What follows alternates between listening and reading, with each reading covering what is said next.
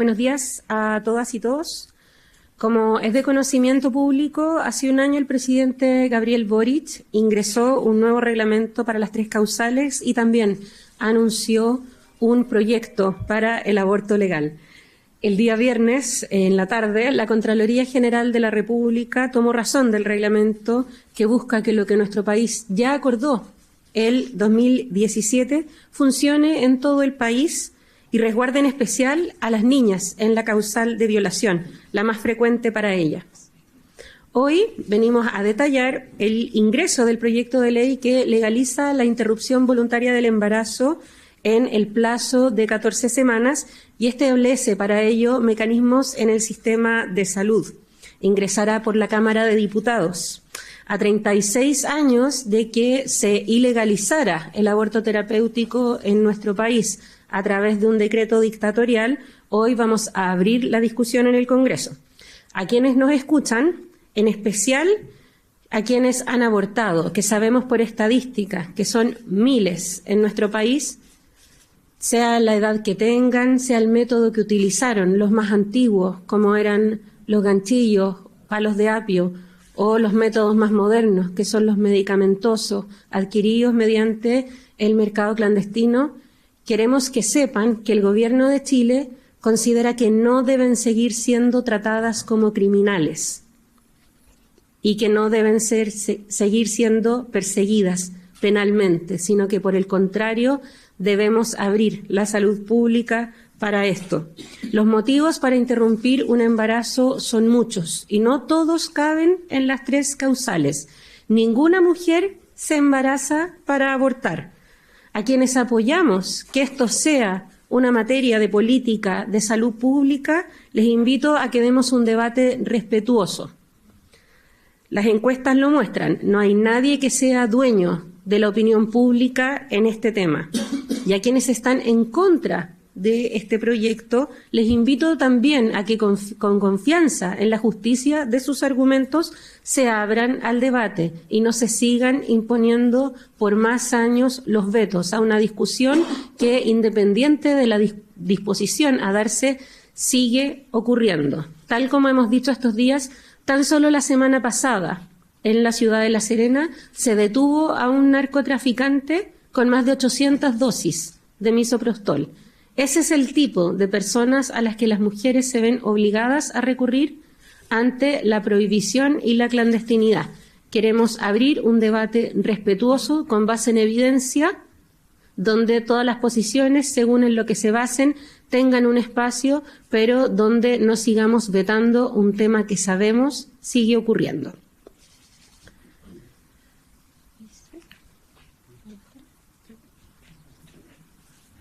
Bien, muy buenos días a todas y todos. Efectivamente, como ha dicho la ministra Orellana, se va a presentar este proyecto de interrupción voluntaria del embarazo. Nosotros tenemos razones sanitarias como para empujar esta política. Si bien es cierto, nosotros hemos avanzado mucho en temas de regulación de la natalidad. Siempre siguen ocurriendo los abortos y el que sea en clandestinidad produce riesgos para la salud de las mujeres, riesgos que finalmente se traducen en hospitalizaciones, que son aproximadamente más de 20.000 al año, o sea, 200.000 en un acumulado de más de 10 años, 260.000 aproximadamente. También se producen muertes, que si bien afortunadamente no es la situación que ocurría 60, 70 años atrás, donde era una causa muy importante de muerte, siguen ocurriendo fallecimientos, alrededor de 4 fallecimientos por año, y son situaciones que nosotros no podemos dejar de ver. El aborto va a seguir ocurriendo y lo que nos interesa a nosotros es que ninguna mujer esté en una condición de inseguridad por someterse a estos procedimientos, el tener una oferta de métodos de control de natalidad que seguimos teniendo y que se ha fortalecido en los últimos años, y también pensamos que ninguna mujer merece ir a la cárcel por practicarse un aborto. Gracias.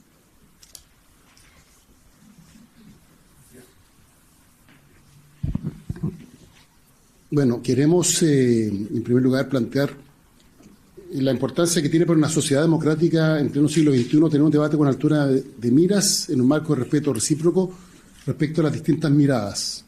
Aquí, más que discutir sobre la base de prejuicios o caricaturas, lo que se requiere es tener a la vista la evidencia científica y, sobre todo, que se desarrolle un debate en una propuesta que han discutido otros países del mundo y democracias avanzadas. El presidente Boric ha asumido una serie de compromisos en el marco de su mandato.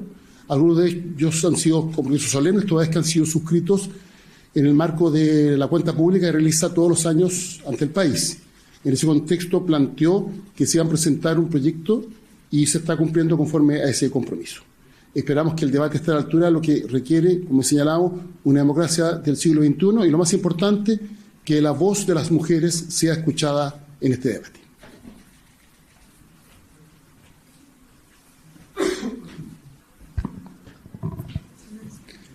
Primero que todo, tal como decía la ministra Orellana, el ministro Elizalde, el debate democrático en esta materia es fundamental.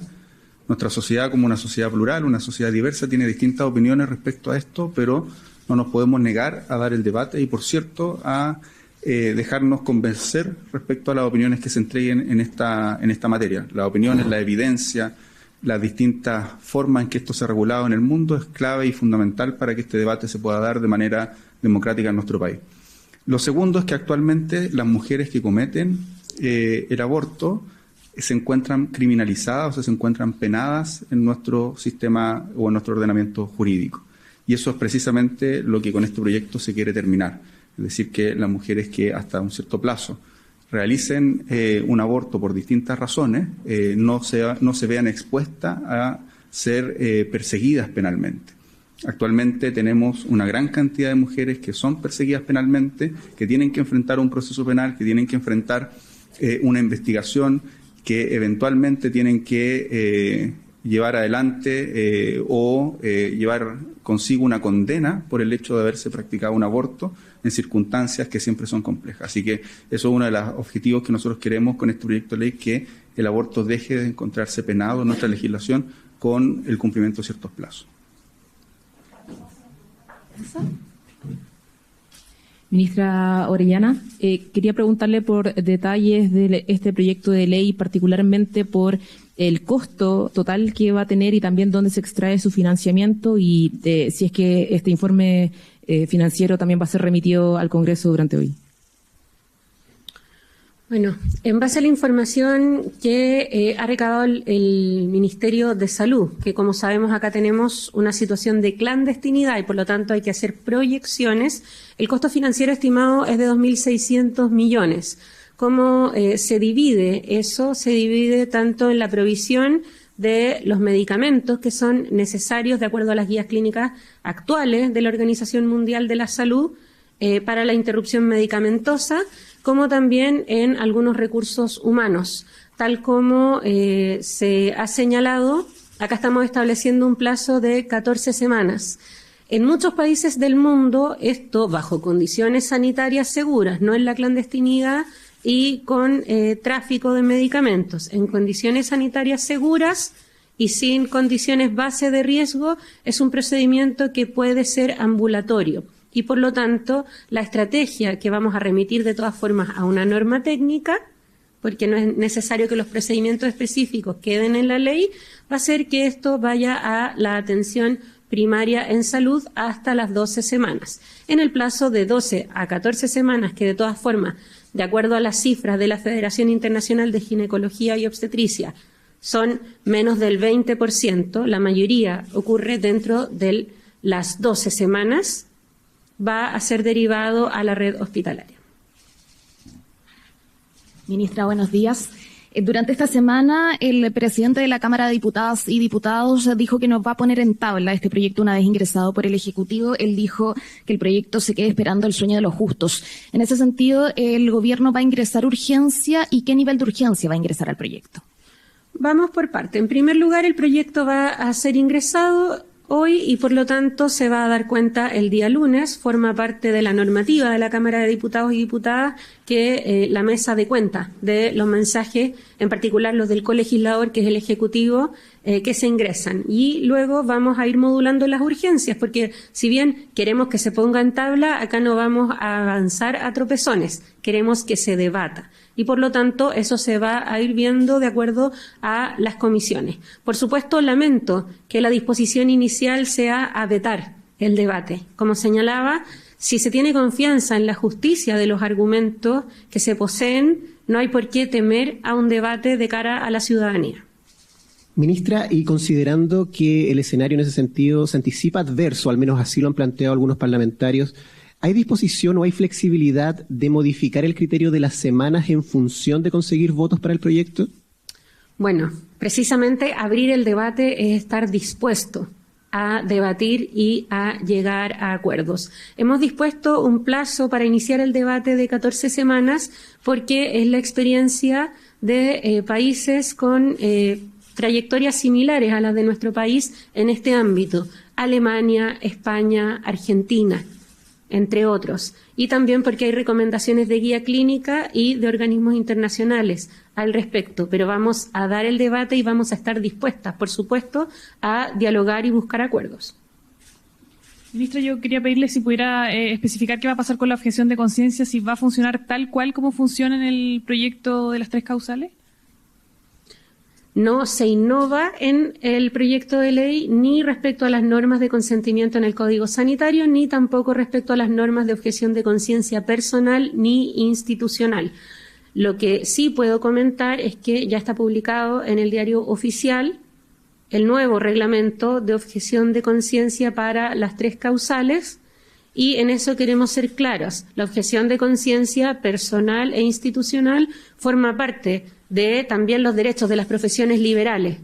Lo que busca este reglamento es precisamente que, resguardando esa objeción de conciencia, se pueda dar continuidad a la atención bajo 3 causales que son situaciones extremas y que por lo tanto cada minuto cuenta y que por lo tanto cada viaje extra o atención extra que hay que hacer producto de una objeción de conciencia debe ser lo más optimizada posible para que así no tengamos situaciones como la actual en que niñas bajo el límite de las semanas de la causal de violación tienen que trasladarse hasta Santiago, inclusive recorriendo 4 regiones para poder acceder a lo que nuestro país ya discutió, que fue el 2017, las 3 causales. Ahora que está incluida esta posibilidad o en el proyecto de que la atención primaria se haga cargo hasta las 12 semanas, ¿tiene que ver también con eso, con evitar esa dificultad que han enfrentado mujeres de no poder acceder por la objeción institucional en algunos lugares? No, eso, yo creo que el fortalecimiento de la atención primaria en salud ha sido un sello de la ministra Aguilera y creo que además es el mecanismo en la práctica lo que se usa en muchos países del mundo, a propósito de que es un procedimiento que, bajo condiciones de salud base adecuadas, puede ser ambulatorio y seguido por la atención primaria. Ministra, se ha tomado la determinación de que sea hasta las 14 semanas. No sé si usted o la ministra de Salud nos puede decir por qué se está siguiendo el modelo alemán. Hay otros países que tienen otra cantidad de semanas, por eso para entender mejor bajo qué lógica se toma esa decisión. Bueno, como decía, hay una diversidad de países que tienen distintas regulaciones. Hay algunos que tienen más, que tienen 16 e inclusive 24. ¿Ya? Acá lo que hemos mirado es, en primer lugar, países que tienen una trayectoria similar en la jurisprudencia y también en el desarrollo de los derechos sexuales y reproductivos. Y en ese sentido, por ejemplo, la sentencia del Tribunal Constitucional Alemán Federal es muy relevante en ese sentido. La práctica de años ya en España, el debate en Argentina, nos muestran que ahí hay un espacio para acuerdo, pero como señalamos, es un inicio para el debate. Ministra, a propósito de este debate, ¿esperan que el proyecto termine de despacharse antes de que finalice este gobierno? Queremos que se dé un debate razonado donde todas las posiciones puedan expresarse. Eso, por supuesto, sería ingenuo pensar que va a alcanzar a ocurrir en 9 meses, pero la verdad, somos un gobierno que dialoga permanentemente con las organizaciones de mujeres. Así lo hemos hecho tanto para el reglamento como también para este proyecto de ley. Y si miramos la historia de los debates respecto a estos asuntos, sabemos que son debates largos. Por eso, más vale la pena iniciarlos. Vamos con preguntas aparte de la pauta.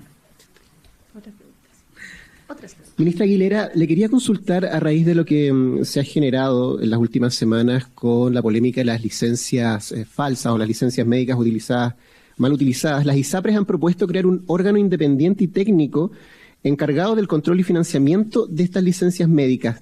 ¿Qué tan viable es esa propuesta de la Asociación de ISAPRES? Bueno, justamente hoy día en una entrevista radial y me preguntaron a ese respecto. Yo recordé que en esta Casa del Gobierno estuvimos un año, hace 10 años, en el gobierno de la presidenta Bachelet, discutiendo la reforma de las ISAPRES y una propuesta que ya se estaba discutiendo desde ese momento. A mí me parece que es un tema que vale la pena discutirlo, es una reforma más profunda, sin embargo, de lo que nosotros estamos discutiendo en este momento para incorporar en el proyecto de ley que comprometimos en la ley de presupuesto, que es introducir un proyecto de ley que haga modificaciones paramétricas del subsidio de incapacidad laboral, que de alguna forma rompa con los incentivos que hoy día tiene el sistema actual a que la gente tienda a tener un mal uso de la licencia médica. Eso es lo que nosotros nos comprometimos en este momento. Recordar que este gobierno no ha presentado uno, sino que va a presentar 3 proyectos relacionados con el subsidio de incapacidad laboral. Primero, nosotros le dimos urgencia a un proyecto que venía del gobierno del presidente Piñera, licencias médicas grandes emisores, que se publicó la semana pasada, en el que fortalece los mecanismos de regulación y la persecución de aquellos médicos que estaban haciendo negocio con la emisión de licencias médicas.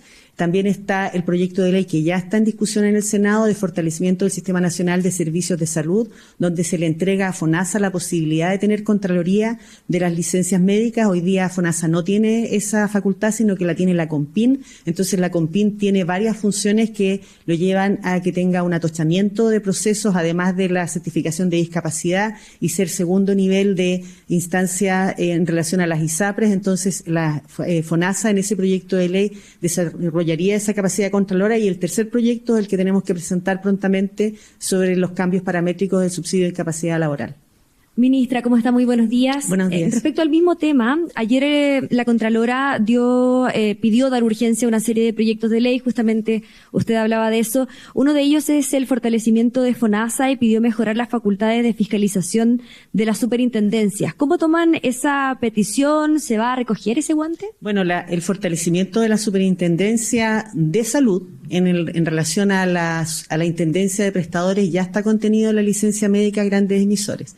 Sobre el fortalecimiento de la Superintendencia de Seguridad Social es materia del Ministerio del Trabajo, por lo tanto yo creo que ahí hay que consultarlo. Igual nosotros tenemos un grupo de trabajo, un equipo que está trabajando las modificaciones paramétricas del subsidio de incapacidad laboral, donde están ellos presentes, pero yo no podría referirme al fortalecimiento de la suceso porque no es ámbito de mi ministerio.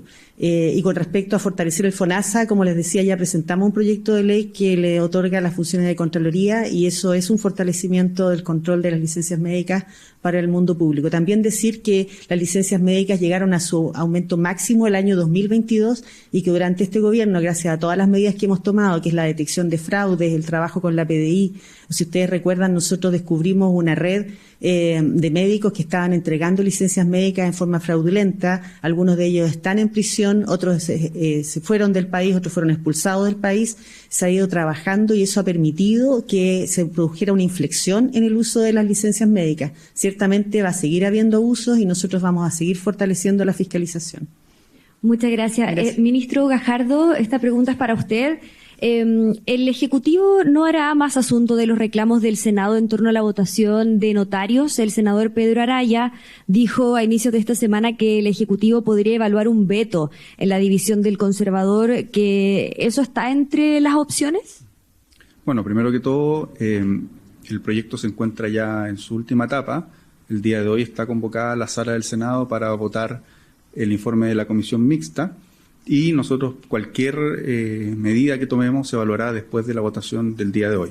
Por de pronto, lo que esperamos es que el día de hoy ojalá se apruebe el informe de la comisión mixta, porque eso va a permitir tener un muy buen proyecto para la ciudadanía. Modernizar el sistema notarial y registral es algo fundamental. Todas las personas necesitan hacer trámites a diario en los notarios y se encuentran que los notarios tienen distintos precios, tienen distintos horarios de atención, tienen distintas formas de prestar el servicio, y este proyecto, entre otras cosas, se hace cargo de aquello. Y además también se hace cargo de algo muy sensible para todos los ciudadanos y ciudadanas, que es que las personas que van a ejercer este oficio estén ahí por sus méritos, por sus capacidades, por su profesionalismo y no por ninguna otra razón. Que no haya dudas que las personas participaron de un concurso, que ese concurso se hizo a través del sistema de alta dirección pública, que es lo que modifica el proyecto, y que fueron designadas por sus capacidades, por sus méritos. Y esos son los dos principales ámbitos que tiene de mejora el proyecto, de modernización, junto con otros, por cierto, pero En ese sentido, esperamos que la Sala del Senado el día de hoy apruebe el informe de la Comisión Mixta. Muchas gracias. Ministro Elizalde, ¿cómo está? Buenos días. Buenos días. Le quiero preguntar por el anuncio que se hizo hoy respecto a Israel. Usted decía en la mañana que no hay que especular. Y precisamente por ello le quiero preguntar, para evitar especular, si nos puede descartar directamente que sea una opción cortar relaciones con Israel. En materia de las decisiones gubernamentales, lo que se informa son las decisiones que se adoptan. Y eso es lo que se ha informado. Hay un comunicado de la Cancillería que da cuenta de la decisión de retirar a los agregados militares de defensa y aéreo, quienes se encuentran desempeñando funciones actualmente en Tel Aviv. Esta decisión del gobierno obedece a la gravísima situación humanitaria que vive hoy en la población en la Franja de Gaza. Y lo que está haciendo el gobierno de Chile es planteando la importancia de poner término a una operación militar indiscriminada, permitir el ingreso de ayuda humanitaria y respetar el derecho internacional y el derecho penal humanitario. Sobre este punto queremos ser bien claros. El presidente de la República hizo mención a esta situación en su mensaje nacional el año pasado. Por un lado, condenó la situación humanitaria que se vive en Gaza y al mismo tiempo condenó los ataques de Hamás. Y por eso hemos sido insistentes también en la necesidad de liberar a los rehenes. Lo que está finalmente defendiendo el gobierno de Chile es un principio básico, que tiene que ver con la dignidad de las personas, que tiene que ver con el respeto a la vida, que tiene que ver con el respeto a las normas del derecho internacional humanitario, que implica que la población civil, mujeres y niños, no pueden verse afectados por un conflicto bélico, cualquiera sea la naturaleza. Y en ese contexto nos ha parecido prudente como gobierno, y es una decisión que adopta el presidente, que es quien está a cargo de las relaciones internacionales, llamar y retirar a los agregados militares y aéreos de Israel, precisamente como una señal de la voluntad de arribar a una solución que establezca como principio fundamental el respeto a las normas del derecho internacional humanitario y la vida de las personas. Eso tiene que ver con una posición de principios que ha esgrimido el gobierno de Chile, que es compartido por otros gobiernos del mundo, y en ese contexto se adoptan decisiones de carácter diplomático con el objeto de dar una señal clara respecto de nuestro compromiso. Y lo que se anuncia en materia de decisiones son las decisiones que se adoptan. Pero, ministro, ¿se puede descartar que se van a romper las relaciones con Israel? Usted decía en la mañana que no era bueno especular. Precisamente por eso queremos que nos confirme si es que es una opción o no. Lo que yo dije en la mañana es que no había que especular, y en lo que respecta a las decisiones que ha adoptado el gobierno de Chile son las que se han informado formalmente. En su tiempo se llamó a informar al embajador y ahora se ha tomado la decisión del retiro de los agregados. Ministro, dos asuntos relacionados con la cuenta pública que se viene este domingo. Una, ¿qué gestiones está haciendo el gobierno para poder concretar el compromiso de poder llegar a un acuerdo en sistema político? ¿Con qué actores está conversando y con qué actores falta conversar? Y también se han levantado preocupaciones por un posible anuncio del presidente en materia de legalización de la marihuana. Quería saber si se alista un anuncio de ese tipo y si este asunto es prioritario para el gobierno de cara al 1 de junio. El contenido del mensaje se va a conocer el 1 de junio. Dicho lo anterior, en lo que respecta a reforma política, estamos en un proceso de diálogo con distintos actores. Existen visiones encontradas. No existe un acuerdo, unanimidad respecto a las mejores herramientas para avanzar en un sistema político que tenga menos dispersión, menos divisiones y que contribuya a la generación de acuerdos positivos para el país. Pero sí existe un diagnóstico compartido prácticamente de todos los actores respecto a la necesidad de generar incentivos que nos permitan tener fuerzas políticas más representativas de la diversidad de opiniones que existe en la sociedad chilena. En ese contexto, hay un proyecto de reforma constitucional que ha sido promovido por un grupo de senadores y que se va a votar prontamente en el Senado. Hemos dicho que es altamente probable que ese proyecto no tenga el respaldo suficiente en la Cámara. No obstante, el Gobierno también ha anunciado la presentación de un proyecto adicional. ¿Por qué un proyecto adicional? Porque hay materias que se regulan en la Constitución y hay materias que se regulan en la ley. El proyecto adicional se refiere a reformas legales que va a promover el Gobierno con el objeto de tener fuerzas políticas más representativas. Y en ese contexto yo he iniciado un proceso de consultas con distintos actores. Todavía faltan algunos actores relevantes, pero ya me he reunido con todos los partidos del oficialismo, me he reunido con la Democracia Cristiana, con demócratas y con los partidos de Chile Vamos para hacer estos planteamientos, y me reuniré con los partidos que están pendientes con el objeto de intercambiar puntos de vista que nos permitan generar un acuerdo en torno a la propuesta que está trabajando el Gobierno. En el mes de junio vamos a ingresar un proyecto de ley con reformas de carácter legal, insisto, no de carácter constitucional, y que abordan principalmente el marco regulatorio de los partidos políticos para garantizar que estos sean más representativos de las distintas corrientes de opinión que existen en la sociedad chilena. Y genera desincentivos a la atomización, que genera una dispersión parlamentaria que hace muy difícil generar acuerdos. Respecto de otras propuestas que hemos planteado antes, bueno, algunas han sido acogidas en el marco de distintas iniciativas que se están tramitando y otras no, y por tanto nosotros vamos a estudiar la posibilidad de reponer algunas propuestas en el marco de este proyecto de ley.